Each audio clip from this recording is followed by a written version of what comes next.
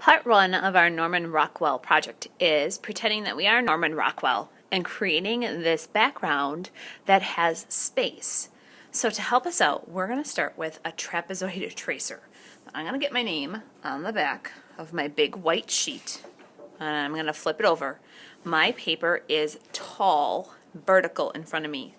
I'm going to take this trapezoid tracer and I am going to line up the bottom with the bottom of my paper. So that means I'm only really outlining on the side and the top and the other side. When I am tracing this, I'm going to make a little mark by these dashes on the tracer. That's going to help me line up my floor. So I was able to do that at the top. At the bottom, I'm going to have to kind of scoot my tracer up a little bit so I can make that little mark at the bottom of my white paper. Once you've done that, pass the tracer to the next person at your table to use. When everyone has used the tracer and lined up all those little marks, we're going to use our ruler to draw some vertical lines. So I'm trying to scoot this so you can see it in the video. My vertical lines are going to start at the top corners of my trapezoid and they're going to go all the way up to the top of the paper.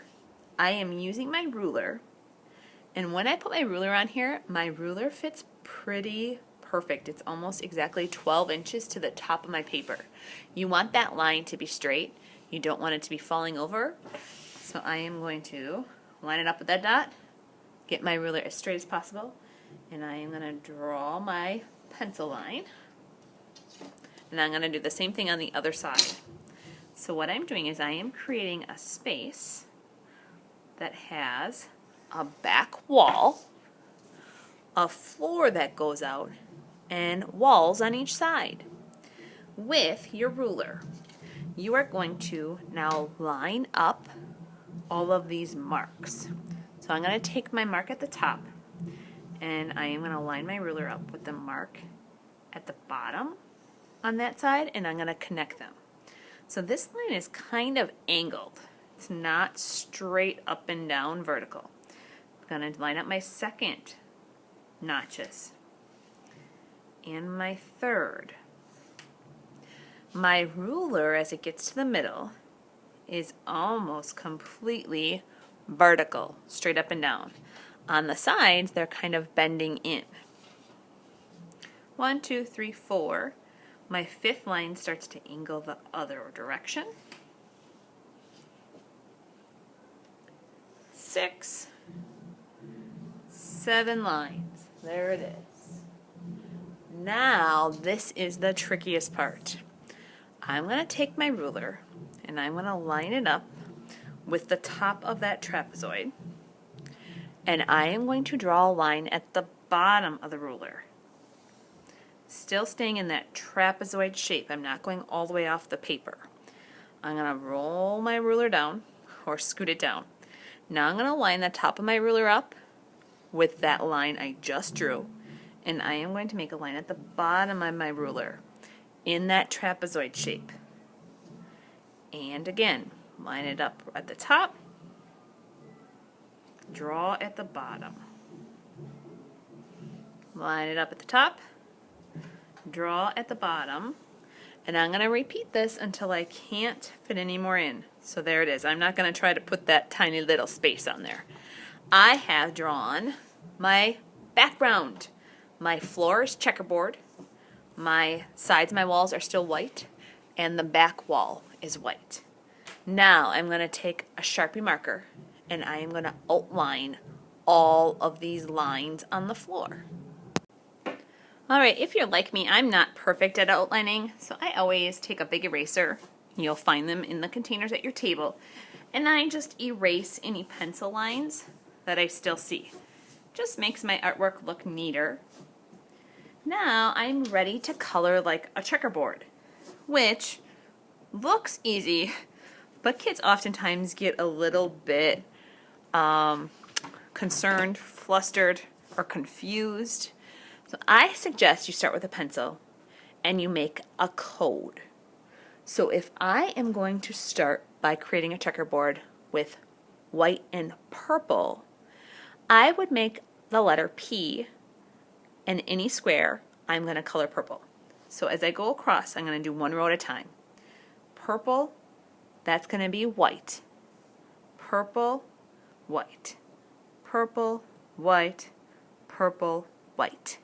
So I know that when I see the letter P, I get to color it. As I make my code in my second row, my purples are not going to be in a line. I'm going to do opposites. So where I see a P, it's going to be white. Then the letter P, white. So as I start my third row matches my first row. Purple, white, purple. Blank, purple, blank, purple, blank, purple. So I'm going to continue, and you can start to see my pattern. Now this makes it coloring kind of like a color by number, and I won't make a mistake, hopefully.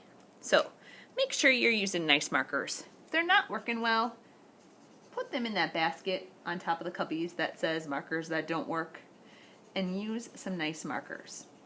I would like everyone to start with just one color and white. If you finish coloring and you have time, you could add a second color. So that is pretty easy. As long as you do one color to start with, your second color is just going to go in those empty white spots. So I would continue with this purple on all the letter P's. My finished example has yellow and blue. So I did all the yellow first, then blue on the top. So as you are working on outlining with black marker and starting to color your floor, you are going to be called to the back counter to do your splatter paint, and you will also have your picture taken from the back. So at the back counter, you are going to get a small little piece of paper, and you will be working on the covered back counter. So for my demonstration, I'm just going to use a piece of white paper. So I am going to put my name on the back. Mrs. Cleary will probably do that for you. You're going to flip it over. And at the back counter, you will find lots of colors of paint. You want to make sure that you are using the brush that's with the cup of color you want. You can use as many colors of paint as you'd like, or you can use just one color. Totally up to you.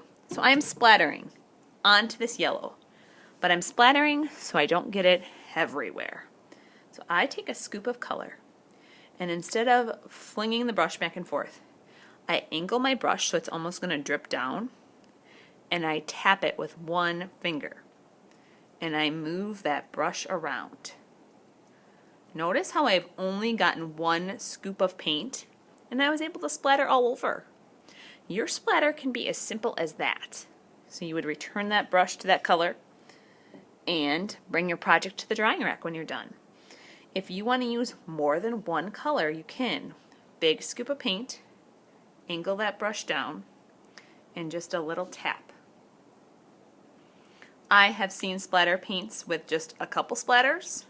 I have seen splatter paints where you can't see the yellow anymore. It's up to you how much you want. Big scoop of paint. Notice how close my brush is to that paper. I'm not holding it way up high. It's really close. That will help so your messes don't get everywhere. So just leave those dirty brushes by the color, and when you're finished, you probably will need to wash your hands before you go back and start working.